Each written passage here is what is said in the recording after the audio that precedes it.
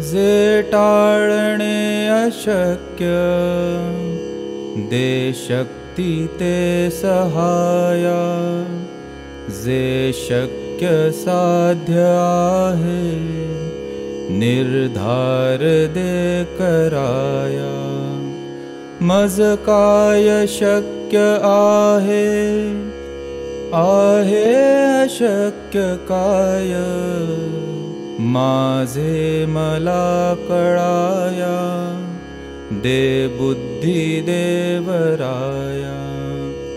माझे मला कळाया दे बुद्धी देवराया.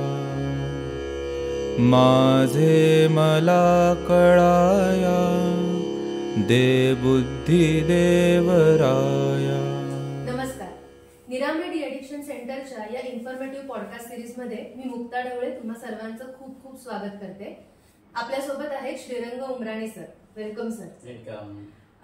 आपण आता रिकव्हरी किंवा ट्रीटमेंट ह्या दृष्टीने बोलत होतो. सर, आपण मागच्या वेळेस बोलायला सुरुवात केली, त्याच्यामध्ये आपण डिटॉक्सिफिकेशन बद्दल बोललो. रिहॅब मध्ये ट्रीटमेंट घेणं त्यांच्यासाठी किती महत्वाचं आहे याच्याबद्दल आपण बोलतोय. माझा असा प्रश्न आहे की रिहॅब मध्ये आले की एक्झॅक्टली काय काय गोष्टी त्यांना मिळतात, हो, ऍज अ ट्रीटमेंट त्यांना काय काय गोष्टी मिळू शकतात. ओके. पहिलं आपण पूर्वी सुद्धा त्या विषयावरती बोललेलो तसं की कुठल्याही अंमली पदार्थामुळे जो परिणाम त्या माणसावरती होत असतो त्याच्यामुळे त्याचं सगळं जीवन विस्कळीत होतं. हा पहिला त्याच्यामधला भाग. कारण अंमली पदार्थाचा मेंदूवर परिणाम झाल्यानंतर आणि सततच त्या सबस्टन्स विषयी, त्या ड्रग विषयी, त्या पदार्थाविषयी असलेलं आकर्षण आणि वियोग लक्षणांची भीती, यामुळे मनामध्ये सततच त्याच्याविषयीचा विचार आणि सततच त्याच्या मागे धावणं, या सगळ्यामुळे त्या माणसाचं संपूर्ण जीवन विस्कळीत होऊन जातं. म्हणजे त्याच्या सगळ्या सकाळपासून रात्रीपर्यंतच्या जीवनाला काही वेळापत्रकच राहत नाही. त्यामुळे सकाळी उठणं असेल, काम करणं असेल, जेवण असेल, विश्रांती घेणं असेल, याला कुठल्याही प्रकारचं वेळ काळ राहिलेला आपल्याला दिसत नाही.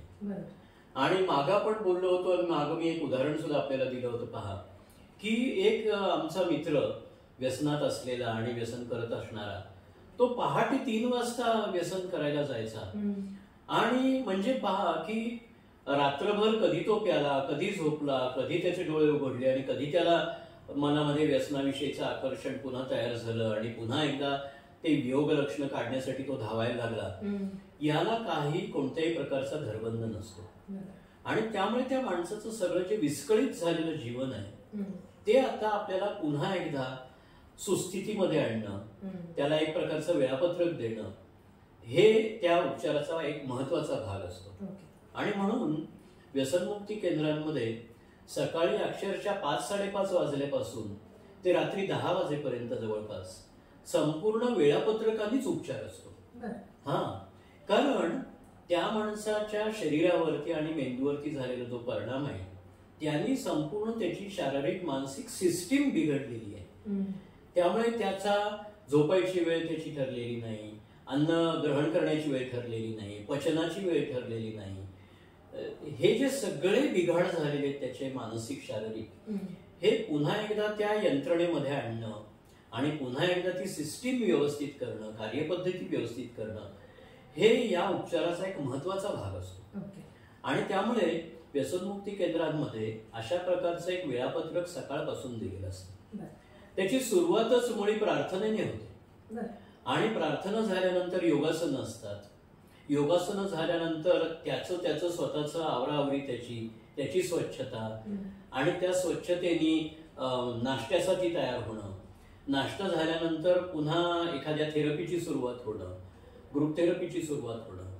त्याच्यानंतर पुन्हा काही थोड्या वेळाची विश्रांती असणं, मग जेवणाची वेळ होणं, मग वाचनाची वेळ होणं, लिखाण होणं. अशा प्रकारे वेगवेगळ्या उपचारांची योजना त्याच्यामध्ये केलेली असते आणि ती संपूर्ण वेळापत्रकाप्रमाणे असते. अमुक एखाद्या वेळेलाच ते असणार आहे, अमुक एखाद्या वेळेला ते संपणार आहे. जेवणाची वेळ ठरलेली आहे, विश्रांतीची वेळ ठरलेली आहे, पुन्हा एकदा अभ्यासाची वेळ ठरलेली आहे. आणि त्यांच्या स्वतःसाठीचं रिक्रिएशन, त्यांच्या स्वतःचं मनोरंजन याची सुद्धा वेळ ठरलेली आहे. त्यामुळे त्याचं जे सगळं बिघडलेलं वेळापत्रक आहे ते व्यवस्थित लावणं आणि त्याला सुरळीत करणं हा त्या उपचाराचा पहिला महत्वाचा भाग असतो. तर त्यामुळे व्यसनमुक्ती केंद्रांमध्ये सुरुवातच अशी होते. त्यामुळे तिथे वाटेल त्यावेळी वाटेल ते असं नसतं. त्या त्या ठरलेल्या वेळेला ते करणं, याने जो बदल घडतो सगळा हळूहळू, त्याने एक तर महत्वाची गोष्ट व्हायला लागते की उठणं, बसणं, अन्न ग्रहण करणं, पचन होणं, या सगळ्याची जी एक कार्यपद्धती सुरू व्हायला लागत असते, त्यानेच मुळात पेशंटमध्ये फार मोठा फरक पडायला लागतो जो घडलेलाच नसतो. म्हणजे तो कित्येक महिने नीट जेवलेला नसतो, कित्येक काळ त्याचं पचनक्रिया त्याची फारशी व्यवस्थित कार्य करत नसते, त्यामुळे शरीरावर परिणाम मोठा झालेला असतो. तर या सगळ्याला सुस्थिती प्राप्त होणं आणि त्याला त्या रुटीनमध्ये आणणं हे या केंद्राचं पहिलं महत्वाचं काम असतं. त्यामुळे सुरुवात त्याची अशी होते. खूप छोटीशी गोष्ट आहे खरं, म्हणजे आपण म्हणू की आपण रोज हेच फॉलो करत असतो, सकाळी उठणं, ब्रेकफास्ट. बरोबर आहे. पण ह्यांच्यासाठी ही थेरपी म्हणून काम करेल. अगदी बरोबर आहे. त्यामुळे हा उपचाराचा पहिला महत्वाचा भाग असतो की हे वेळापत्रक सुरू होणं आणि त्या वेळापत्रकाप्रमाणेच त्याने ते जाणं.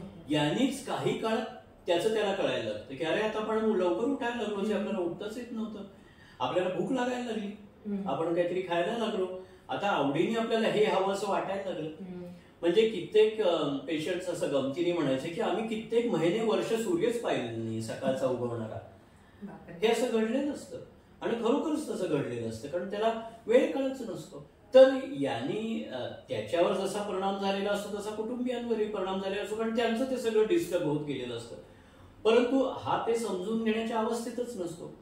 आता मात्र जेव्हा त्याच्या शरीरामध्ये अंमली पदार्थ नाहीये, दारू नाहीये किंवा इतर कुठला पदार्थ नाहीये, तेव्हा आता त्याला ते जाणवायला लागतं की अरे किती छान वाटतंय सकाळी उठल्यावरती, आपण सकाळी स्वच्छ झालो, प्रार्थनेला उभे राहिलो, किती मस्त वाटतंय.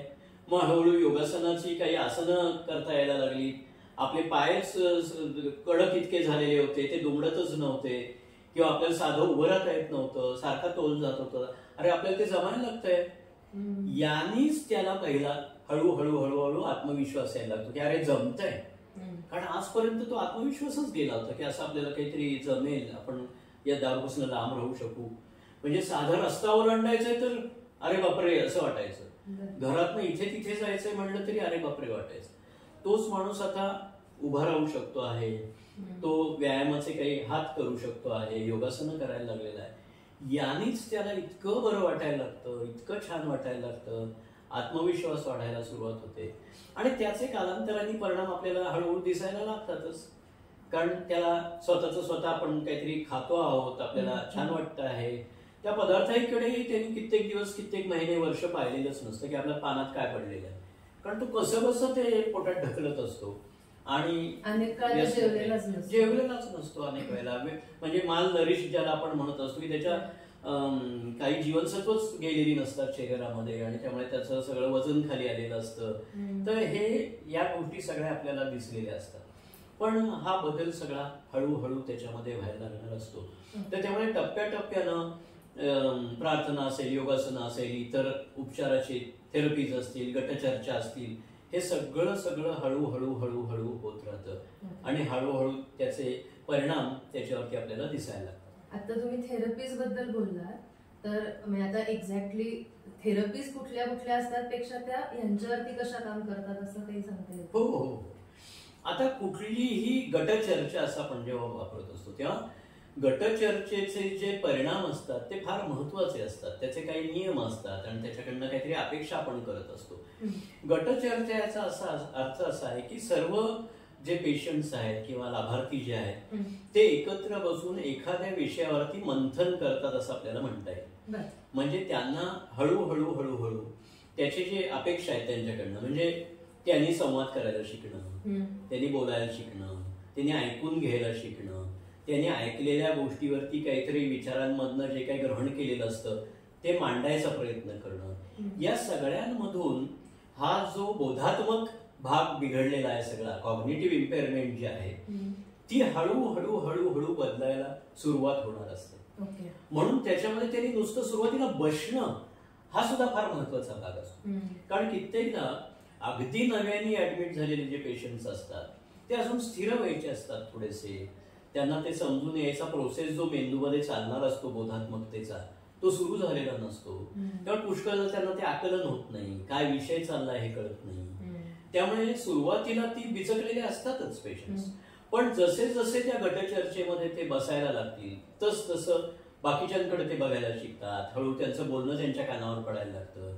आणि मग दुसरा माणूस कसा त्यातनं बाहेर येतोय, तो आधी कसा होता, आता तो कसा झालाय, आता तो कसा बोलायला लागलाय, हे त्या इतरांचं बोलणं, त्यांचं स्वगत मनोगत ऐकून त्या प्रत्येकालाच तो आत्मविश्वास हळूहळू यायला लागत असतो. ही थेरपी आहे. मोटिवेटिंग फॅक्टर खरं तर अगदी अगदी अगदी.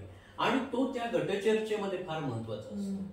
म्हणजे बाकीच्यांकडे पाहता पाहता स्वतःच्या मनामध्ये हा प्रक्रिया ही अशा प्रकारची सुरू होणं आणि त्याच्यामध्ये भाग घ्यायला लागणं हा होणारा बोधात्मक बदल आहे. हा बोधात्मक बदल त्याचा तो करणार असतो.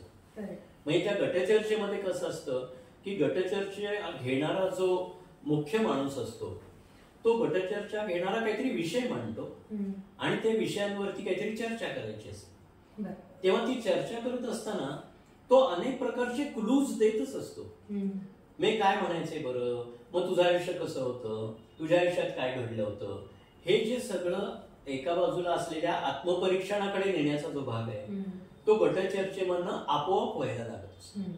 म्हणजे मुद्दा म्हणून त्या माणसाला स्वतःच आता निरीक्षण कर असं म्हणून सांगण्यापेक्षा त्यांनी बाकीच्यांकडे बघता बघता आपलं स्वतःच आत्मपरीक्षण करायला लागणं ही जास्ती स्वतंत्र आणि त्या माणसाला कॉन्फिडन्स देणारी, आत्मविश्वास देणारी गोष्ट असते. ती या गटचर्चेमध्ये फार छान व्हायला लागते. त्याच्यामधनं संवाद सुरू व्हायला लागत असतो, संवाद करायला तो लागत असतो. म्हणजे संवादामध्ये बदल व्हायला लागत असतो, आत्मविश्वासामध्ये बदल व्हायला लागत असतो. आणि नाना प्रकारचे जे उपयोगी विषय आहेत ते कसे हे त्यातनं हळूहळू समजायला. ओके. असं कधी होतं का सर की एखादा माणूस फार व्यक्तच होत नाही, ग्रुप मध्ये इतर लोक बोलत असतात पण तो नाहीच बोलत? शक्य आहे, शक्य आहे. मग काय असतं म्हणजे त्याला कसं मदत करेल?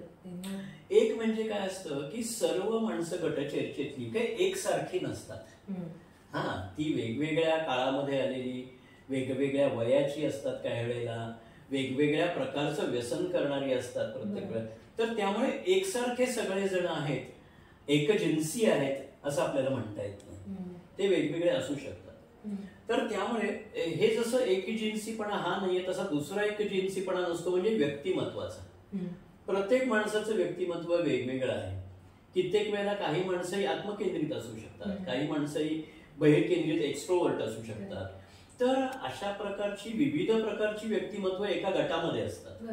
तेव्हा असं होण्याची शक्यता असते काही वेळेला की काही माणसं लवकर बोलायला लागतात, लवकर संवाद करायला लागतात, काही माणसांना ते करायला आवडतं. पण तरी सुद्धा त्याचा एक फायदा निश्चित असा असतो की तो प्रत्यक्ष चर्चेमध्ये जरी त्यांनी भाग घेतला नाही किंवा तो व्यक्त झाला नाही तरी तो स्वतःकडे मात्र बघायला शिकत असतो. आणि असं व्यक्त होणं दुसऱ्या एका थेरपीज मध्ये फार फायद्याचं होतं. म्हणजे जरी त्या गटचर्चेमध्ये तो बोलला नाही तरी दुसरी आणखीन ज्या थेरपीज असतात त्यातली उदाहरणार्थ एक थेरपी मी अशी म्हणतो की त्यांना आपण लिहायला सांगत असतो की तुम्ही तुमच्या मनातलं लिहायचंय बरं का, रोज एखादं पान तर लिहिलंच पाहिजे किंवा तुम्हाला काय वाटतं ते लिहिलं पाहिजे. तर तो जरी सर्वांसमोर कदाचित बोलला नाही तरी त्याला वेगळा चॉईस, वेगळी निवड त्याला दिलेली असते की तू जरी त्याच्यामध्ये तुला बोलता येत नसेल तरी तू स्वतंत्र बोल, म्हणजे तू लिहून बोल. तर काही माणसं बोलून व्यक्त होतात, काही माणसं लिहून व्यक्त होतात. तर त्यामुळे सर्वच माणसांना बोलण्याने संवाद करता येईल अशातली गोष्ट नसते काय. पण म्हणून काही मोठा अडत नाही. त्याचं बोलणं हे लिखाणातनं व्यक्त करायला तो शिकतो आणि त्याचा त्याला फायदा होत असतो. ओके. हाच प्रश्न की त्यांना रोज काहीतरी आपण लिहायला सांगतो ते थेरपी म्हणून कसं काम करतं? खूपच करत असतं. म्हणजे पेशंट्सच कशाला, आपण सुद्धा स्वतःकडे पाहायला लागलो, थोडंसं लिहायला लागलो तर आपल्या लक्षात येत असतं की आपण आपलं निरीक्षण खरंच किती करतो आहोत आणि आपण स्वतःकडे पाहत असतो का. तर पेशंटना ही थेरपी फारच उपयोगी पडत असते. कारण या सगळ्या व्यसनाधीनतेच्या काळामध्ये त्या अर्थाने त्यांनी स्वतःकडे पाहिलेलंच नसतं. कारण खरं पाहिलं असता तो अंमली पदार्थच त्यांच्यावर अंमल करत असतो असं आपल्याला म्हणता येईल. बरोबर. म्हणजे तो अंमल गाजवतोय. आता त्या माणसांनी स्वतःच्या सगळ्या बोलण्या वागण्याविषयी विचार करणं, स्वतःच्या आरोग्याविषयी करणं किंवा स्वतःच्या विचार सरणीबद्दलचं बोलणं हे सगळं केलेलंच नसतं. वर्षानुवर्ष ते केलेलं नसतं, महिनोन्महिने केलेलं नसतं आणि त्याला स्वतःकडे बघताच आलेलं नसतं मोठा काळ. या निमित्ताने आता तो स्वतःकडे बघायला शिकणार आहे. आणि त्यामुळे पहिल्यांदा सुरुवातीला तर ते लिखाण सुद्धा त्याला अवघड जातं, कारण त्याची सुद्धा भीती वाटते. अरे बापरे, मी हे स्वतःबद्दल कसं लिहू, कसं हे बोलू, कसं व्यक्त करू. त्यामुळे सुरुवातीच्या काळामध्ये अनेकदा पेशंट फार वरवरच लिहितात. मग त्याच्याकडे पाहणं आणि त्याला मदत करणं हे त्या समुपदेशकाचं काम असतं, काउन्सिलरचं काम असतं. तो त्याला दिशा दाखवतो की तुला काय बरं लिहायचंय, तुला कसं स्वतःकडे बघायला शिकायचंय, आणि मग स्वतःकडे बघताना का बरं भीती वाटतेय, काय मनात आहे तुझ्या. म्हणजे त्याची स्वतःबद्दलची असलेली धारणा मोडायला समुपदेशक त्याला मदत करतो आणि त्याला मुक्त करतो त्या सगळ्यामधनं आणि स्वतःकडे मोकळेपणाने मोकळ्या दृष्टीने पाहायला शिकवत असतो. तर त्यामुळे थेरपीजमध्ये जेव्हा हे लिखाण करत असतात पेशंट्स किंवा बोलत असतात तेव्हा त्याची नोंद समुपदेशक घेत असतो. हा, किंवा त्याची नोंद ठेवत असतो की अरे हा हे तो बोलतोय. तेव्हा त्या समुपदेशकाच्या दृष्टीने तो महत्वाचा विषय असतो की काय बरं याच्या मागे याचं म्हणणं काय आहे, याचा दृष्टिकोन कोणता आहे, तो का तसा तयार झाला. एक्सप्रेस होणं हे त्यांच्यासाठी सगळ्यात महत्त्वाची गोष्ट. अगदी बरोबर. आता हे तर आपण थोडंच बोललो, पण अशा कितीतरी उपचार पद्धती व्यसनमुक्ती केंद्रामध्ये असतात, चांगल्या व्यसनमुक्ती केंद्रामध्ये असतात की म्हणून आपल्याकडे आपण असं म्हणतो की त्यांना रेडीमेड थेरपी नाहीये, तर ती टेलर मेड थेरपी आहे. म्हणजे त्याचं व्यक्तिमत्व ओळखून, त्याचा स्वभाव बघून, त्याला कसं व्यक्त करता येते हे बघून आपण त्या थेरपीकडे जातो की ज्यामुळे त्याला ते अधिक सोपं होतं, स्वतःकडे बघायला शिकता येत असतं. त्यामुळे ती रिजिड नाहीये, संकुचित नाहीये, ती जास्त मुक्त आणि चांगली आहे. ओके सर, त्या थेरपीज बद्दल पण आपण नक्कीच जाणून घेऊया. आज इथेच थांबूया. तुम्हाला हा एपिसोड आवडला असेल तर लाईक करा, शेअर करा आणि सबस्क्राईब करा. थँक्यू. थँक्यू.